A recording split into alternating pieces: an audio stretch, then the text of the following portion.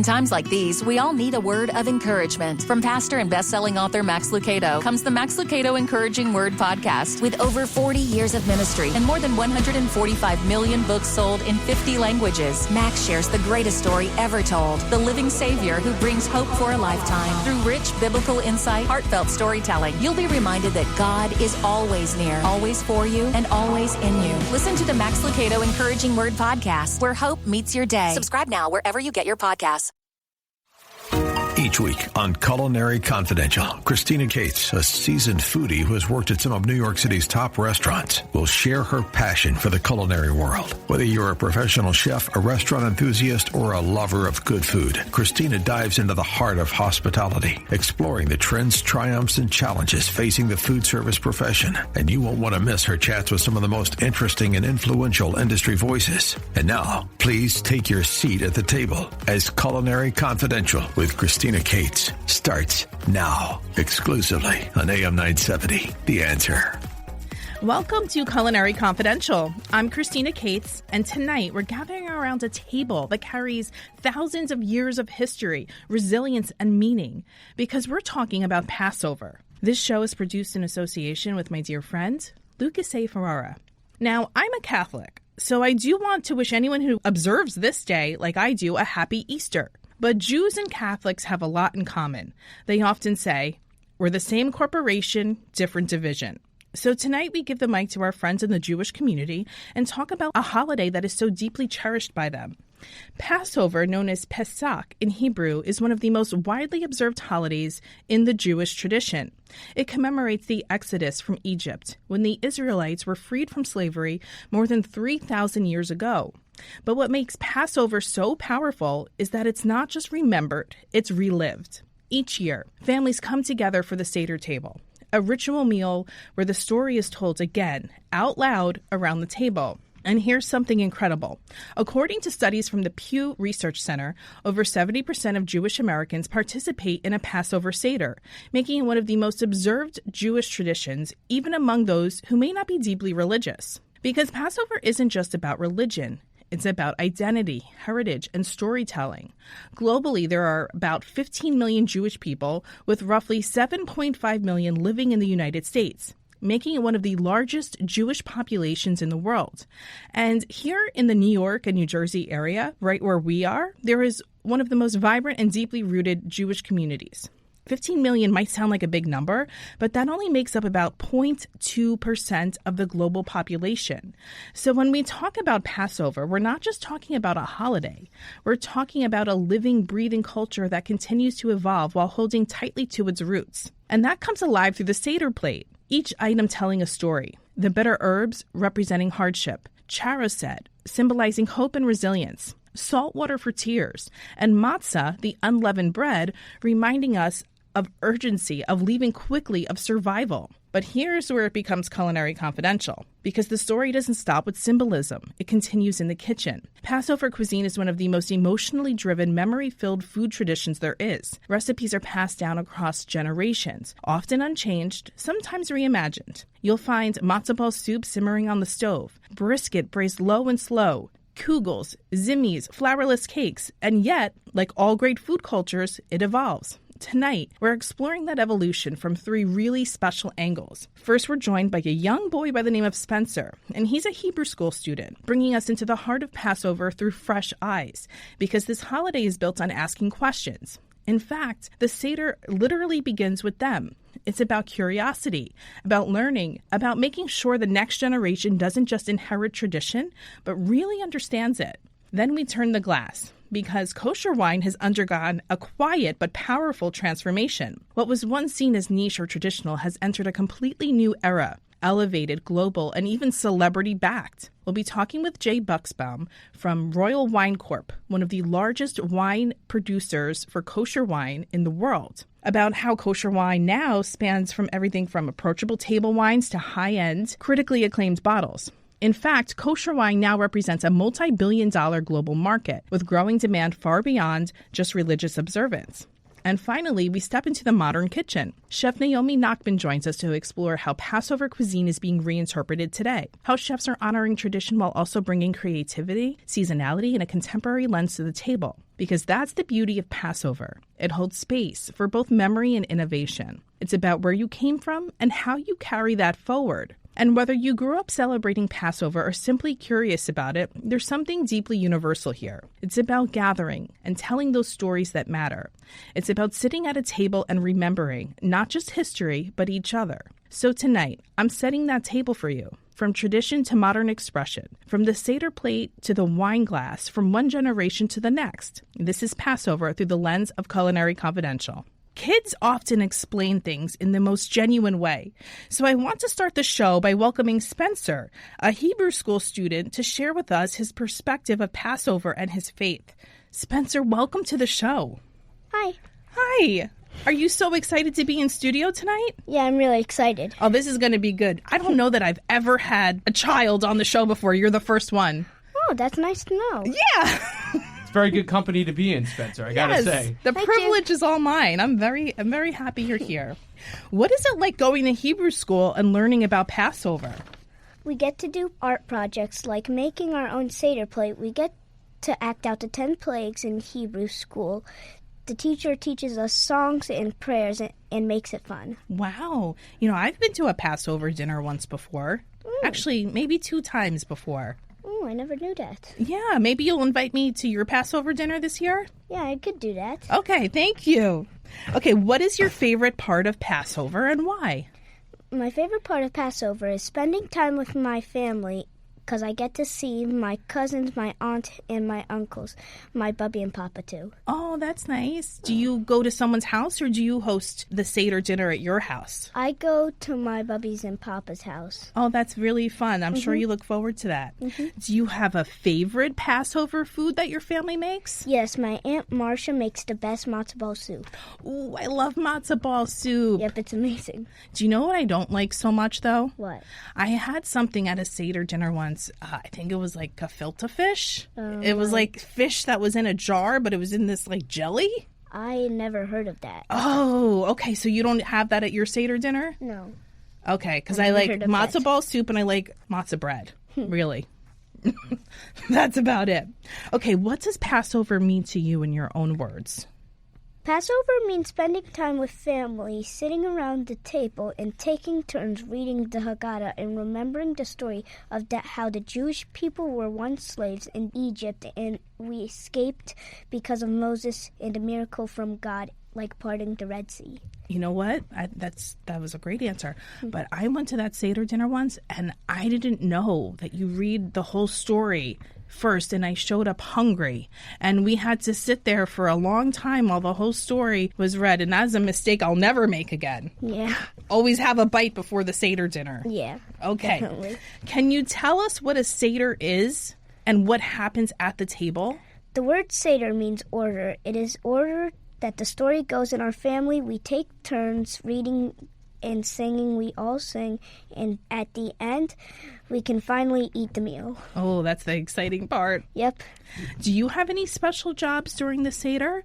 Like asking the 4 questions or finding the afikomen?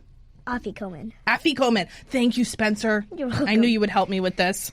The youngest child at the table is usually the one who asks the 4 questions, but in our family, that usually means that the 2 youngest is too young to be able to ask, so we take volunteers usually. Do you volunteer?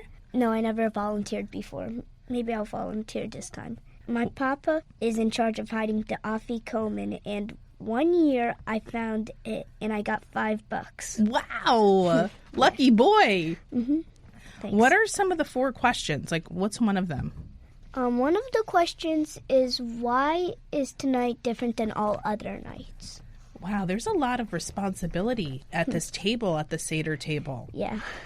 What is the funniest or most interesting thing that happens at your family Seder? Every year, my bubby buys props for the 10 plagues, like eye masks or puppets, and my cousin gets to play with them or wear them. We also get a horn or a bell to ring for each of the plagues. It's noisy but fun. It's the best part of the Seder, in my opinion. You know what? The Seder I went to wasn't like that at all. It sounds like I went to the wrong one. Yours sounds like a real interactive, fun time. Thank you. You're welcome. It's my bubby who buys the props. Oh, is your bubby like your grandma? Yeah. So it's your bubby and your what? Papa. Papa. Oh, that's really cute, Spence. Thanks.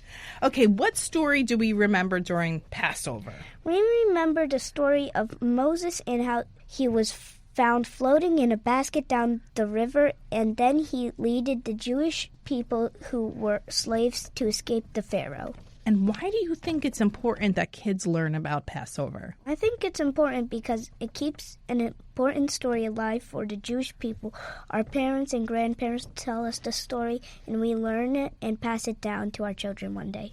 If you had to explain Passover to one of your friends who's never heard of it before, maybe say like my son Kingston, who you know really well, what would you say? I would say join my family for a Seder, and we'll see what it's all about.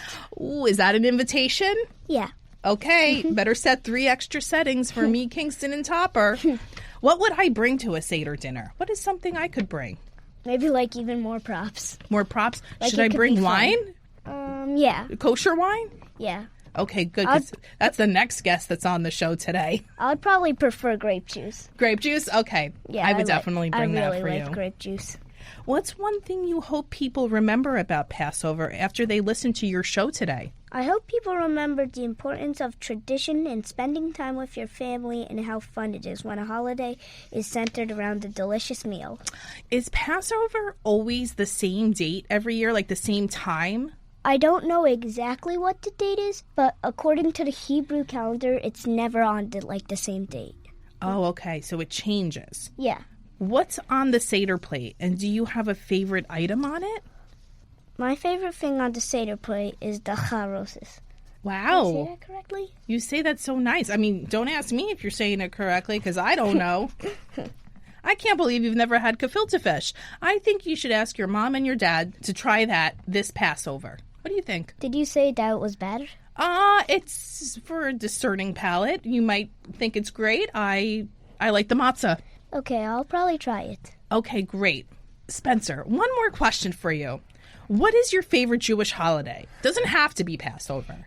It's honestly not Passover, but I love spending time with my family. It's probably like Hanukkah, because everybody's got to be there. Yeah, and it's 8 days and nights of presents, right? Yeah, it's 8 days and nights. You know what's funny? When I told my son that you're Jewish and you celebrate the Jewish holidays and how they're different than the Catholic holidays, and we were talking about Hanukkah one night, he goes, wait a minute, Spencer gets presents for 8 days and I only get them on one day, Christmas Day? He's like, this is too much. I want to be Jewish. And I said, okay, well then you'll go to Hebrew school with Spencer. Well, it's still practically even because there's lots of presents on one day and a few presents on each day. Oh, okay. So it's not all presents. Oh, that's a bummer. But it's still fine. You still get enough, right? Yeah. Okay. It's not about mostly the presents. It's about hanging out with my family. You know what, Spencer? I just want to tell you how proud I am of you because you go to school, right? And then you go to Hebrew school on the weekend. And that's a lot of school for a young boy. But your faith is important to you and you're doing a really great job. I hope you know that. Oh, thank you so much. Plus, I can't go to Hebrew school without seeing any friends, so that's why I have my friend Mason there. Oh, we love Mason. I know Mason. Mm-hmm. So you have a buddy there with you. That's great. Yeah, so I could pass the time talking to him, but not really talking to him during the thing. No, we're learning and we're talking. Yeah, we're vibing, right? Yeah, we're vibing. I like that for you. All right, we're just getting started. When we come back, we're pouring a whole new perspective on kosher wine with Jay Buchsbaum. Trust me, this isn't your grandmother's Manischewitz. Stay with us. You're listening to Culinary Confidential with Christina Cates on AM 970 The Answer.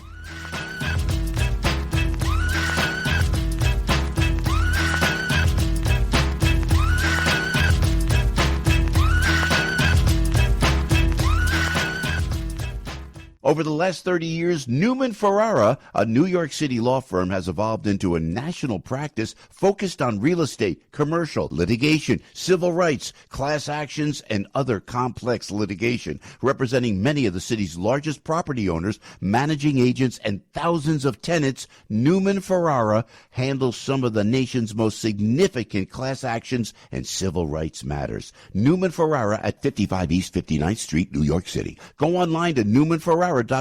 That's newmanferrara.com. Listen to the firm's name partner, Lucas Ferrara, every Saturday at 10 a.m. on Dottie Herman's longest-running real estate radio program, Eye on Real Estate, on AM 970. A real estate lawyer for 35 years, Lucas is a professor at New York Law School and is also a published author with books on real estate and New York's landlord-tenant law. Tune in Saturdays at 10 a.m. to hear Lucas's unique perspective and advice on Eye on Real Estate.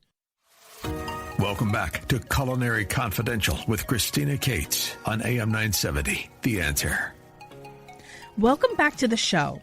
This Passover, celebrity wines are taking center stage, all kosher for the holiday. Fashion icon Vera Wang, NBA legends Isaiah Thomas and Amari Stoudemire are behind some of the most buzzworthy kosher wines of 2026. Produced and curated by Royal Wine Corp, the world's largest kosher wine producer. From elegant Provençal rosés and Champagne to Napa Valley Cabernet and Israeli reserves, these celebrity-backed bottles prove kosher wine has entered the mainstream luxury conversation just in time for Passover, when nearly 40% of kosher wine sales occur. Prices range from $10 to $500, making it accessible for every Seder table. Joining us now is Jay Buchsbaum, VP and Director of Wine Education at Royal Wine Corp. Jay, welcome aboard.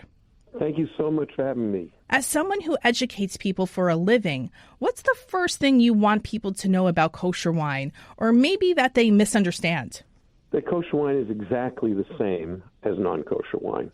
The only difference in kosher wine and non-kosher wine is the oversight. So there is nothing, that goes into or is special about or different than non-kosher wine. That's really the key. And that kosher wine can be as good or better than non-kosher counterparts of the same type and variety and place. Okay, so what makes a wine kosher? Okay, so let's call it the Merriam-Webster's definition is that from the crushing of the grape until the bottle is sealed, it's overseen by a rabbinic crew to make sure that nothing unworthy goes into it. And is the process maybe the same timeline as making a regular wine that's not kosher? Exactly the same timeline. And really, I educate people about wine, not just kosher, but, about wine in general, all over the world. And the first question when people say, oh, you're the kosher wine guy, right? And I say, okay, what makes wine kosher? I ask them, and they say, oh, it's blessed by the rabbi. In fact, it's the opposite. The rabbi is there, the oversight is there to make sure that no blessing goes into the wine and that when you get it to your table, you bless it for whatever, purpose you want it for. So whether it's a wedding or bar mitzvah or an anniversary, the rabbi is there to make sure that it's neutral in its spirituality, so to speak. So unlike, for example, kosher foods, which are ingredients-based, meaning you got to make sure that all the ingredients in kosher meat or kosher potato chips or whatever is kosher, here it's just a matter of making sure that the oversight is seen by a rabbinic authority. And that really makes it special. So it can be exactly the same as its non-kosher counterpart. We actually focus on trying to make it better because it's important that the reputation of a kosher wine be at least as good or better than its non-kosher counterpart. Well, I'm just happy you answered that question because I think I would have been that same person on the receiving end of the question. I would have answered it incorrectly. I thought also that like kosher food, it had to be blessed. So I'm glad you cleared that up. Let's talk about some trends in kosher wine. Are there any that are happening right now? Yeah, the big trend is the kosher consumer, all the more, as they march on, is looking for better, finer, more quality, and more variety. So they're always looking to experiment with something new, especially the kosher consumer that, until about 25 years ago, had a very limited selection. Today, there's wines from all over the world, France, Italy, Spain. But two of the areas that are really exciting are Israel, which has been making wine for 5,000 years, and now people are recognizing how good the wines are being made there. So, everybody knows about France, everybody knows about Italy, and even Australia and New Zealand and, parts of South America and Spain. But now people are finally discovering the high quality of Israeli wines, which are getting in the 90s. The other area that's really exciting are the wines that are being made by Herzog. Herzog Winery in California now makes about more than 70% of their wines from their own vineyards. And many of those wines have garnered 95, 96, 97, and not from ratings, and not just from, Jewish and kosher publications, or, but really from Wine Spectator and Wine Enthusiast and really wonderful general market publications for wine that recognize the quality of Herzog, especially the Herzog Reserves and even the Herzog lineage wines. Okay, but we're seeing right now that celebrities are flocking to back these kosher wines. Why do you think all of a sudden everyone wants to back kosher wine? It's so interesting. Amari Stoudemire. You could explain Amari's relationship to making kosher wine because Amari has converted to Judaism, and he felt like he wanted to make. The legend has it that he used to, before he was, while he was in the NBA and was doing really, making the big bucks, used to bathe in wine. That's how much he loved wine. Really? And so now that he's converted to Judaism, you'd think, okay, that makes sense. But you have Vera Wang, who is not Jewish, but recognized the quality of our Prosecco that we make in Italy and said, you know what, let's partner. And her objective was not specifically to make kosher wine, just to make great Prosecco. That, in this case, happens to be kosher. Now, of course, the kosher consumer, knowing Vera Wang, for her beautiful wedding gowns and for everything about what she does is about celebrating, important moments in your lives, through fashion, love her wines.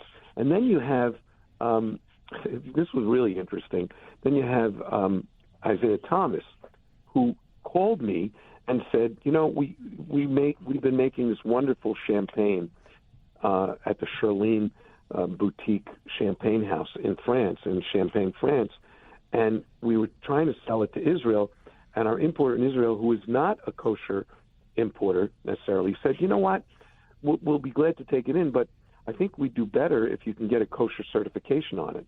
So they called me, and I said, sure, why not? And it's been just so exciting. He told us that the first time he got into champagne was when he won his first championship, and they poured it over his head. Wow. And ever since then, he's been tasting champagne and decided that just like he was attention to absolute tiny details on the basketball court and working hard to do the best he can there, he decided he wants to do the same thing for champagne, and his champagne is one of the highest rated ones now in the market.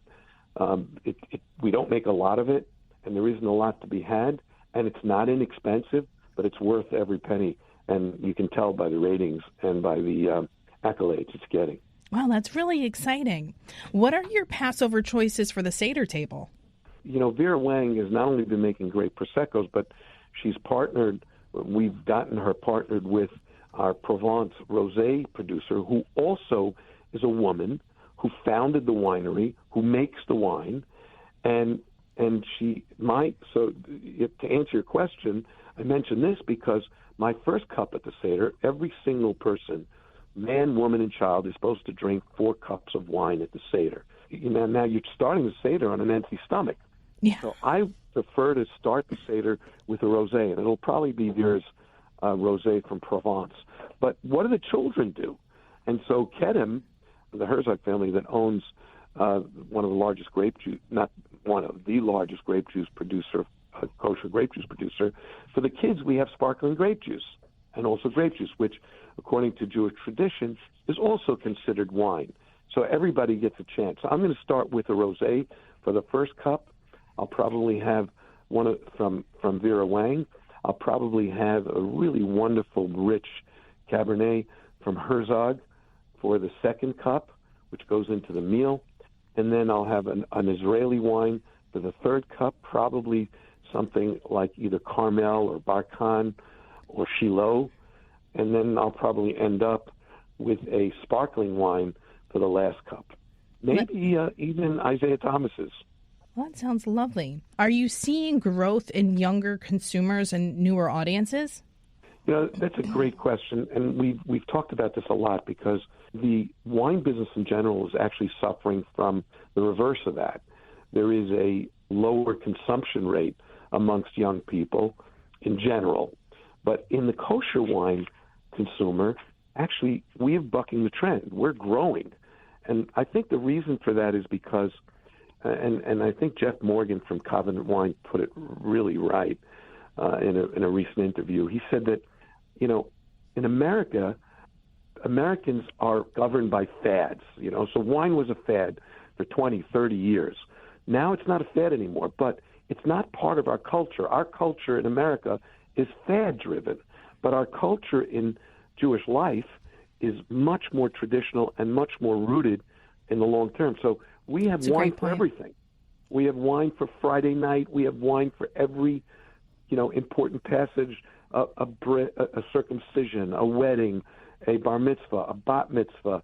We use wine all the time. And so as the kosher consumer has a little bit more money to spend and is discovering all these wonderful wines, they're expanding their choices.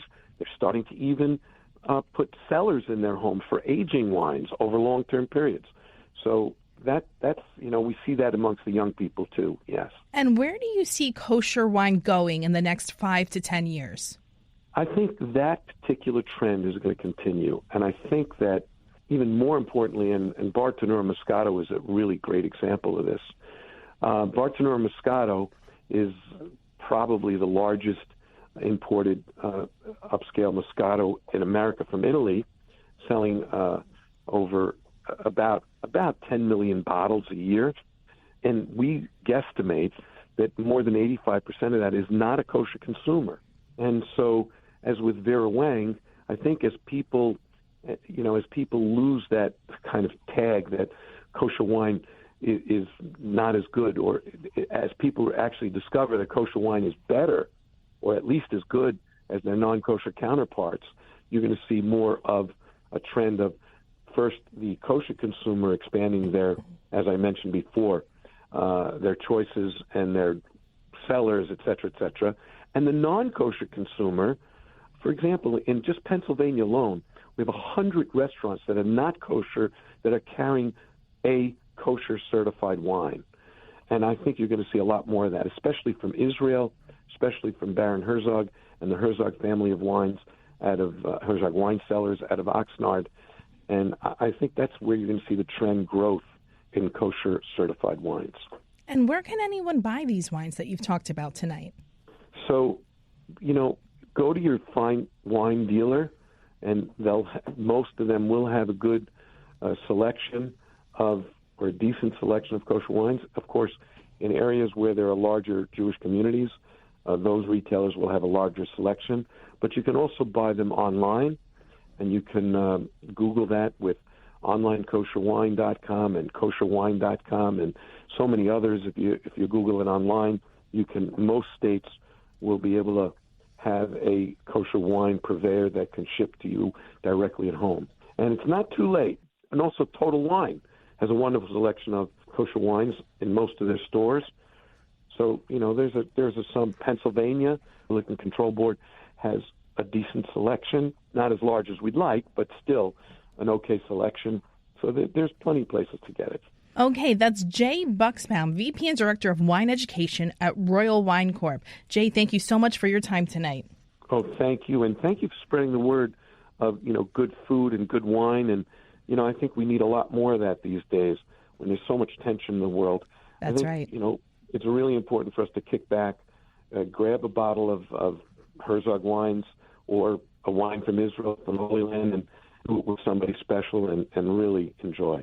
I love it. Okay, don't go anywhere. When we come back, we're stepping into the Passover kitchen with Chef Naomi Nachman. Tradition meets modern flavor right after this.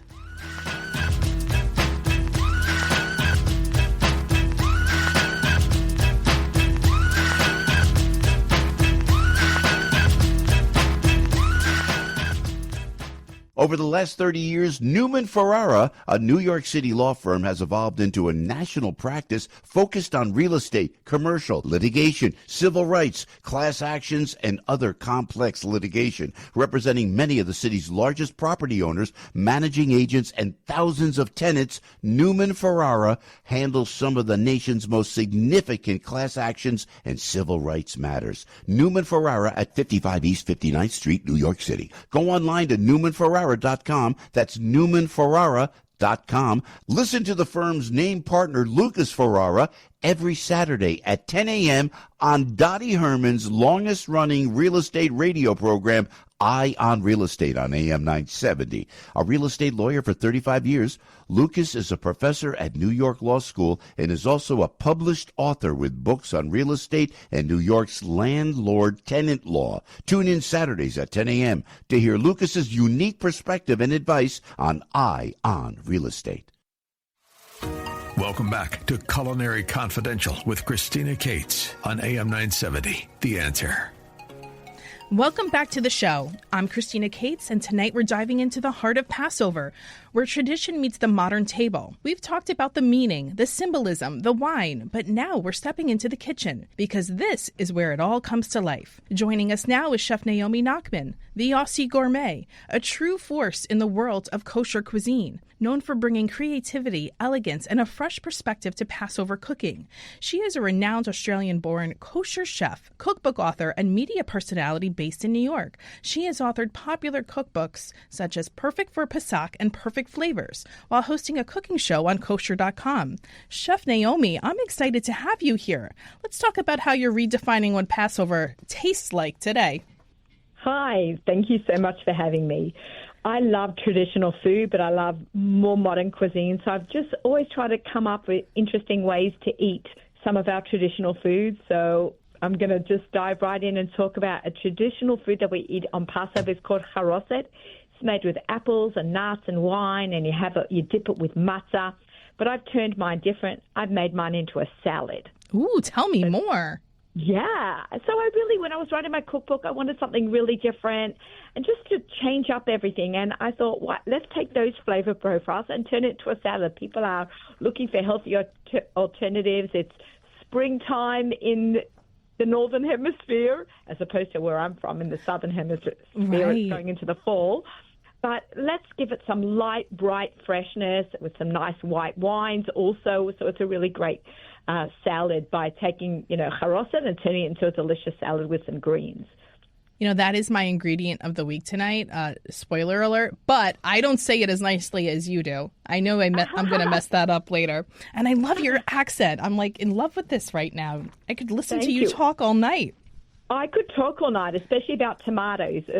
People always love when I say tomatoes, and I do have some great recipes in my book that involves lots of tomatoes. So when you cook from it, you can try saying it like me. Amazing. Now, Chef, Passover is such a deeply emotional and tradition-driven holiday. What does it mean to you personally in your own kitchen? I love to cook for Passover. It's one of my favorite holidays. People always dread it. Yeah. There's so much work and so many meals. It's 8 days. It's the first days and then the in-between days and the last days, and then you've got Shabbat. But I'm like, bring it on. For me, the most important thing is just to be organized and to enjoy the moments, whether it's going to the stores and going early in the morning so you have the afternoons a little bit quieter at home, just to turn on some music and cook, and then just embrace the time that you have with your family while you are cooking. Get the family involved in that. Get them involved in the menu planning.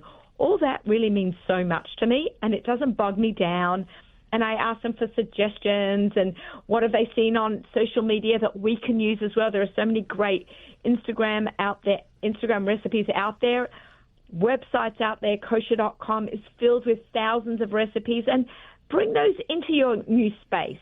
Dive into something different, something you haven't done before, different flavor profiles, And there are so many new ingredients. It's a time of the year that you can search for new things that are out there as well. New things are coming out all the time. So it's really I really enjoy all that part of it, and I bring it all into my kitchen, not letting it worry me, or just have fun.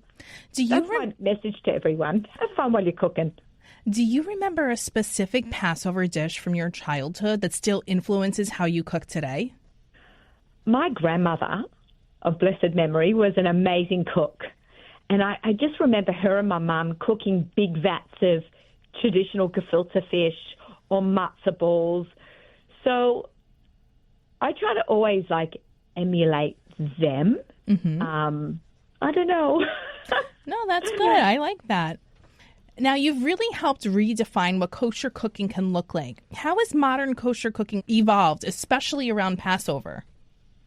Okay, with ingredients. So, we don't eat things with wheat in it. So we have, you can't traditionally have soy sauce because there's wheat inside of gluten inside of soy sauce. Mm-hmm. But now we have something called coconut aminos. I love those. Right, so it's great. So you're still getting the same delicious flavor profiles that you're used to, but now you can use them for Passover. Those have come a long, long way. It used to be the imitation soy sauce was literally colored water with some salt. Ugh. Now you've got, Now you've got coconut aminos, which is fantastic. Heaven and Earth makes a delicious brand. You've got high quality olive oils also, which really adds to the complexities of flavors that you can use also. It's just been amazing to see that just about everything has been imitated. The only thing I haven't found is mustard. Mustard, you can't replace mustard. The imitation mustards have not come so far. Okay, so you can have mustard. You can have mustard because it's a seed. So we don't eat things that are seeded, like from seeds. Okay. Like sesame seeds. We don't eat sesame seeds. But, so many people have different customs, from Jews that are from the Sephardic background, from the Spanish background, as opposed to Jews from the Ashkenaz, like the European background. Mm-hmm. So depends on your history. Jewish foods are, I always say it's God's love language. And wherever you're from, you have different traditions of food and how you celebrate that, and what you eat and what you make the different prayers on through food. Okay, if you were to design a completely modern Passover menu, no expectations, just creativity, what would be on it? Instead of a traditional brisket, I'd make my pulled brisket. Totally make what's modern and trendy, put that on your Passover Seder. You don't want to see the same boring old brisket, but with the more modern flavor. Of course, I'd have to have my charoset salad. I'd also line it up with some fabulous wines. There are so many great wines as well. You can do sushi. Now, most people don't eat rice on Passover. You can make it with quinoa. So that's a really big modern twist. Oh, that is a super modern twist. So, yeah, right? Sushi and Seder. You have to say that fast. Sushi on Seder. I don't know if I can repeat that. So have sushi, and you can have soy sauce. There you go. Without the coconut aminos. I would definitely stick, though, to chicken soup because I love tradition. But I'd make some really festive matzo balls. I'd add some tomato paste into the matzo balls and make it nice and red and vibrant flavors. You can add some shredded carrots to give it texture. I would just really change up the matzo balls, but stick to that traditional broth. And then main course, there's not a lot that you can do with vegetables because you can't. Most people don't eat rice on Passover, depending on where you're from. But my family does not eat rice on Passover because we're from the European background. And people are so sick of potatoes because you can eat potatoes all the time. Tons of roasted vegetables, every different kind of roasted vegetables, like all the colors of the rainbow, cauliflowers and roasted carrots and peppers and mushrooms. And I would almost make like a grilled vegetable board as a centerpiece, served along with my charoset salad. And you can also put like a charoset-inspired chicken capons. Like you can take shredded apples and sweet potatoes and shredded carrots and put them inside chicken and bake those up in capons, which is kind of like a boneless breast that you roll up, or you could do it from chicken thighs. I'm trying to throw out as many ideas as I can. You can find a lot more of my recipes on my Instagram account, but just try to like link the traditional with the modern and you've got a great meal. And of course, you have to have dessert. always do a fruit platter, but you can do something like lemon curd, which is light and refreshing at the end of a meal. And a good old chocolate mousse is also delicious. But add in some sherry into that, just really elevate that chocolate mousse. Some chocolate shreds, take some chocolate with a vegetable peeler and just shred some chocolate onto your chocolate mousse. Delicious. And it presents beautifully. And prep ahead. A lot of the stuff you can do in advance and freeze. This is great. Now, I just have one last question for you because we're nearing the end of our time. You mentioned making gefilte fish before. What's the trick to making a good gefilte fish? Because that's an item that gets a bad reputation. I know, poor old gefilte fish. Gefilte actually means stuffed. You used to stuff the mixture inside the fish skin, but now it's taken on a whole new meaning. It's just rolled up balls. Now, not everyone loves it. The jarred gefilte fish, not a fan. But the homemade from scratch with really good fish, really good fresh vegetables, make a really good fish stock. Go to your fishmonger, get to know your fishmonger, tell him you want some bones and fish heads, make a broth. I know it sounds super weird, but that's what my grandmother used to do, and it was delicious. And we'd put in tons of sugar. Now, most people have it sweet, but some people, like my dad's side of the family, they would have it more savory. So, Yeah, but when you get it in the jar, what's that jelly stuff it's in? That's actually the gelatinous broth that it was cooked in, and when you put in the fish bones, it makes jelly. That's how it becomes like that from the fish bones. But you're not. Chef Naomi is not buying jarred gefilte fish. No, she's not. She's making it from scratch, just like her mother's mother did. I love that. My grandmother had it salty. I like it nice, sweet gefilte fish with a little grain on the side, that red horseradish or mayonnaise, and smear it on some matzo. It's heaven. All right, bring us home, Chef. What's one message you have for everyone this Passover? Just enjoy your family, enjoy your time together, eat delicious food, have fabulous wine, and let's, just enjoy the celebration it's a holiday of freedom. So enjoy that together and get yourself out of the kitchen and go for a walk and enjoy family time together. Amazing. Chef, thank you so much for your time. I think we have to have you back on the show at some point because we didn't get enough time together tonight. I think we could talk up a storm together. Especially because you're in New York. I'm in New York now. I'm in New York. I can't even say it properly. No. After 35 years, I can't do an American accent. Don't even try because your accent is the best. I love an Aussie accent. You. Okay. What do I wish you? A sweet Passover? Yeah, you can wish me a sweet Passover, and I appreciate that. Thank you so much. I'm going to bring you a Vegemite sandwich, so we'll talk about that. Thank you for that. The next time we're together. All right, well, that brings us to our ingredient of the week. This week's ingredient of the week is something deeply rooted in tradition, storytelling, and symbolism. It's charoset. And I'm sure I did not say that correctly, so I apologize.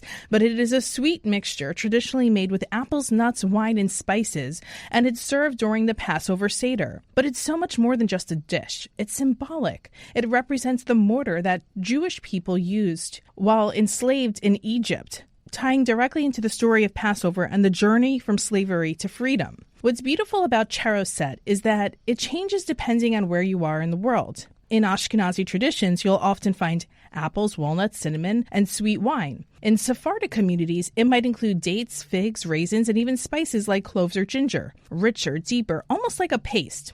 And from a culinary perspective, it's actually incredibly versatile. It's sweet, textured, slightly spiced, and it can be used as a topping for matzah, paired with roasted meats, spread onto sandwiches, even incorporated into desserts. It's one of those ingredients that sits at the intersection of history and flavor, reminding us that food isn't just about taste. It's about memory, culture, and meaning. So this week, as we talk about Passover, tradition, and storytelling through food, charoset is our ingredient. Simple, symbolic, and deeply rooted in the past, yet still inspiring how we eat today.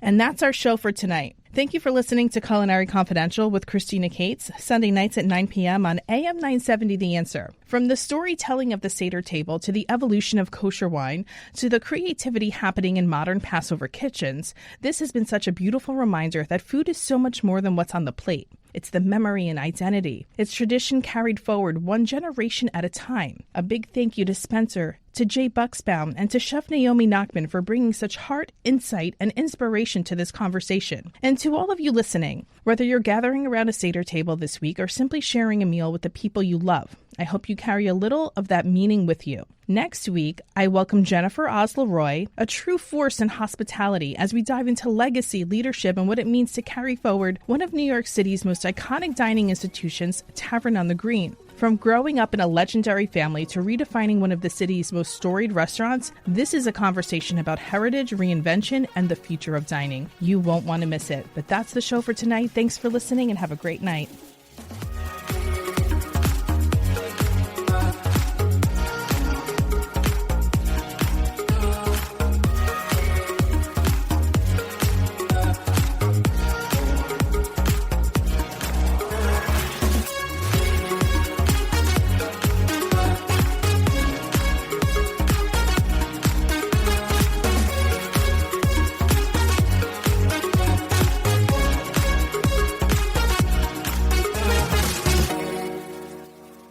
The preceding program is sponsored by Shake It Off Live, LLC. In times like these, we all need a word of encouragement. From pastor and best-selling author Max Lucado comes the Max Lucado Encouraging Word podcast. With over 40 years of ministry and more than 145 million books sold in 50 languages, Max shares the greatest story ever told, the living Savior who brings hope for a lifetime. Through rich biblical insight, heartfelt storytelling, you'll be reminded that God is always near, always for you, and always in you. Listen to the Max Lucado Encouraging Word podcast, where hope meets your day. Subscribe now wherever you get your podcasts.